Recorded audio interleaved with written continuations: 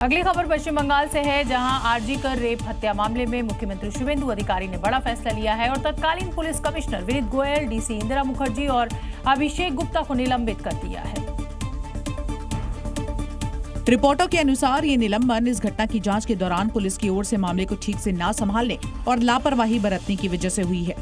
কোনো মন্ত্রী মুখ্যমন্ত্রী দিদেন টাইমে তাদের কোনো ইনস্ট্রাকশন ছিল কিনা এগুলো আমরা সব বের করব, কারণ ওদের যে অফিসিয়াল এবং পার্সোনাল সেটা আপনার ইনভেস্টিগেশনের পার্ট। साथ ही सीएम शुभेंदु अधिकारी ने फैसला लिया है कि हत्या से जुड़ी केस फाइल को फिर से खोला जाए और जांच से जुड़े तीनों अधिकारियों को फिलहाल निलंबित कर दिया गया है।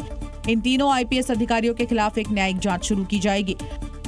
आपको ये भी बता दें कि फिलहाल आरजी कर पीड़िता की मां बीजेपी की विधायक है, तो वहीं पीड़िता के माता पिता ने नई सरकार से न्याय मांगने की मांग की थी और अपील की थी कि इस घटना से जुड़ी केस फाइल को फिर से खोला जाए। उत्तराखंड के देहरादून में भी नोएडा जैसा श्रमिक आंदोलन अब शुरू हो गया है। पिछले 2 दिनों से कंपनियों के कर्मचारी प्रदर्शन कर रहे हैं और इस दौरान आज कर्मचारियों ने नेशनल हाईवे को जाम करने की कोशिश की। इस दौरान हंगामा मच गया। पुलिस ने आनन फानन में मोर्चा संभाला और इस दौरान हाईवे पर बैठे श्रमिकों को हटने का भी काम दिया गया। इस बीच पुलिस ने हल्का बल भी प्रयोग किया, साथ ही कई लोगों को हिरासत में भी ले लिया। प्रदर्शन की वजह से कंपनी के बाहर सड़क पर जाम लग गया। पुलिस ने मोर्चा संभाला और वहां से जाम हटाने की कोशिश की। अपनी मांगों को लेकर कंपनी की महिला कर्मियों ने भी जमकर नारेबाजी की, साथ ही कहा कि जब तक मांग नहीं मानी जाती है काम पर नहीं जाएंगे। 12-12, 14-14 घंटे ये लोग काम करा रहे हैं गधे घोड़े की तरह, और जब सैलरी देने की बारी आती है तो 13-14 घंटे की सैलरी हमारी आती है 13,000-14,000 रुपए, बस 15,000 से ऊपर सर सैलरी आती नहीं है। वहीं कर्मचारियों ने ये भी शिकायत की है कि यहाँ ऊपर बैठे मैनेजर और सुपरवाइजर सभी को गाली देकर बात करते हैं और मेडिकल इमरजेंसी में छुट्टी भी नहीं देते।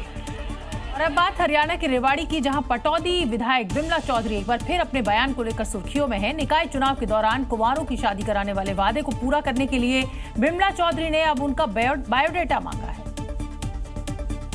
कुंवारे की शादी करवाएंगे और क्या करेंगे? यहाँ पे कोई कुंवारा है तो उनको बता दें कि कुछ दिन पहले ही नगर परिषद चुनाव के दौरान बिमला चौधरी ने खुले मंच से कहा था कि अगर कुंवारे वोटर्स बीजेपी को वोट देंगे तो वो उनकी शादी करवाएंगी। कोई भी कुंवारा नहीं रहेगा, पहले वोट करो फिर अपनी शादी करवाओ।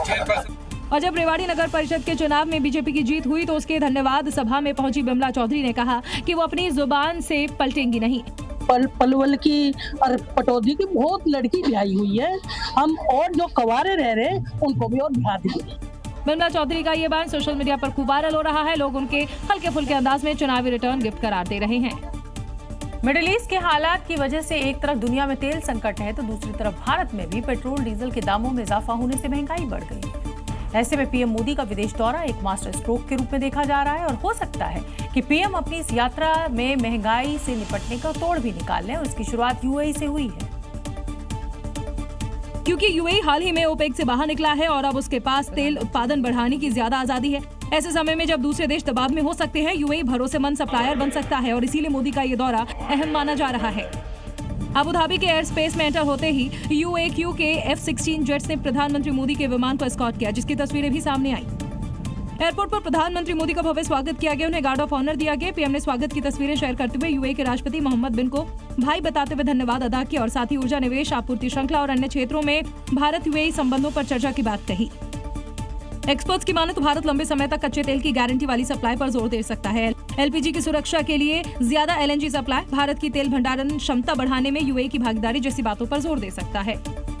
अबू धाबी से प्रधानमंत्री मोदी आगे यूरोप जाएंगे, जहां वो नीदरलैंड, स्वीडन, नॉर्वे और इटली का दौरा करेंगे। यूएई का दौरा भारत को बड़े तेल संकट से बचाने की तैयारियों के तौर पर देखा जा रहा है।